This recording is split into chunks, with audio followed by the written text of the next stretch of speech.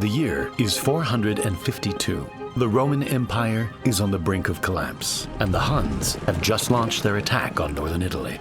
Several cities are completely destroyed, forcing the locals to go on the run. They head for a lagoon just off the coast and take refuge on several small islands, a decision that would no doubt save their lives. Against all odds, this small civilization eventually went on to build one of the most impressive feats of engineering the world has ever seen: Venice. Despite having no roads, no land, and no fresh water, the Venetians managed to turn a muddy swamp into the most powerful and wealthiest city of its time.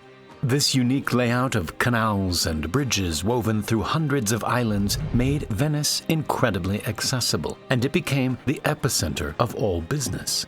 We modeled the entire thing to show you what's going on beneath the surface and how its clever design and medieval engineering allowed it to take over the world.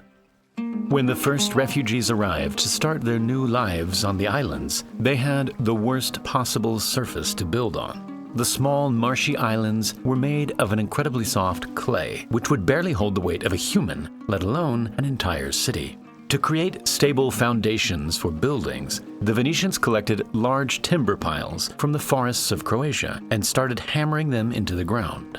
They drove them about 5 meters deep until they reached a much harder layer of clay. Not only did this stabilize the piles, but by packing them really close together, it compressed the surrounding clay, pushing out the water and making it much stronger. Once the piles were firmly in the ground, the tops were cut off and wooden planks were laid on top to spread the load. Special blocks of Istrian stone were then placed to raise the foundations above the water. This design was a stroke of genius, as the wooden piles were sealed away from the air, making it impossible for them to rot. To this day, almost all of the original piles are in great condition and are still holding up the city. Once the foundation had been properly laid down, the buildings themselves were built. Venetians started off using wood for their houses, but after numerous fires, they switched to brick. To keep the buildings as lightweight as possible, they had to be no more than 3 stories high. Lime mortar had to be used instead of cement because it was flexible and would allow the entire building to flex as the ground beneath slowly moved. The inner walls were built in a crisscross pattern that would also flex like a trellis. The facade walls, which had large windows and elegant stone designs, made them much heavier, and so in order to stop them from falling over, they were pinned into the floor using iron rods, keeping the entire building together. This method of building worked well for the Venetians, and soon several islands around the lagoon were established in this way. Instead of expanding outwards like most cities, these islands expanded into each other. At first, boats were the only way to cross between the islands, but eventually the islands grew closer together, and many could be crossed by simply wading through the shallow water on a horse. The next step in Venice's evolution would, of course, be connecting the islands. Surprisingly, there were no bridges for the first 500 years of Venice's existence. But as the population increased and business started to ramp up, there needed to be an easier way to reach Rialto, the financial center of Venice. And so, the Doge of Venice set up a prize for the engineer that could design the best bridge. He announced this by putting up displate posters all around the city. Just kidding. In order to turn Venice from a collection of islands into a bustling city, bridges had to be built. The first attempt was a simple pontoon bridge that joined the 2 largest sections of Venice together and, crucially, provided quick access to the Rialto area. The bridge was later upgraded to a wooden bridge, which eventually burned down and collapsed before it was finally replaced by a much stronger stone bridge. To build it, over 12,000 timber piles were driven into the banks of the canal, and 10,000 tons of stone were built on top to form the bridge. To this day, the bridge still stands, and it serves as the main artery in the center of Venice.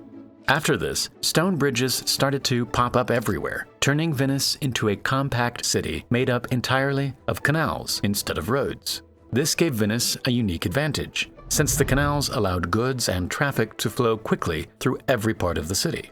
The messy overlap of pedestrians and horse-drawn traffic didn't exist in Venice, since the walkways and canals were completely separated. Yet people could transition between the two effortlessly without slowing down. By now, the city had become the most powerful and richest city in Europe. Everything being bought and sold went through Venice, and the Venetians were making enormous amounts of money. But as business increased, so did the population, and the demand for fresh water was out of control. Despite being surrounded by water, Venice couldn't use any of it, since it was extremely salty and undrinkable. Without natural springs or rivers to collect fresh water, Venice relied upon boats to deliver water from the mainland. But with 170,000 people, the demand became too much, and the Venetian engineers had to get creative. From the beginning, Venetian islands were built around squares, which were initially just empty fields for animals to graze upon. The idea was to use these squares to collect rainwater. They started by digging out large areas under the entire square and lining the walls with a thick layer of clay to make it waterproof. The space was then filled in with sand and stones, and the surface was redone with tiles that would lead the water towards each corner of the square. From here, rainwater would flow into the basin and gradually filter through the sand and stones until it reached the main well at the center of the square. To maximize the surface area for water collection, the roofs of the nearby buildings were fitted with gutters that would direct the water onto the square and into the drains. Venice then became an enormous funnel, which filled more than 600 wells around the city. The Venetians had once again engineered a masterpiece to save its city. But there was still one huge problem: waste. Until this point, people threw all of their waste out of the window, some of it landing in the canal. But for those who didn't live within throwing distance of a canal, urine, feces, and rotten food all ended up in the streets. And so, in the 16th century, the Venetians started building a network of underground tunnels that would collect the waste from every building and flush it into the canal. When the tide of the lagoon was down, solid waste would collect at the bottom, and the liquids would naturally flow into the canals. Then, when the tide rose, it would flood the tunnels and pull the solid waste into the canal.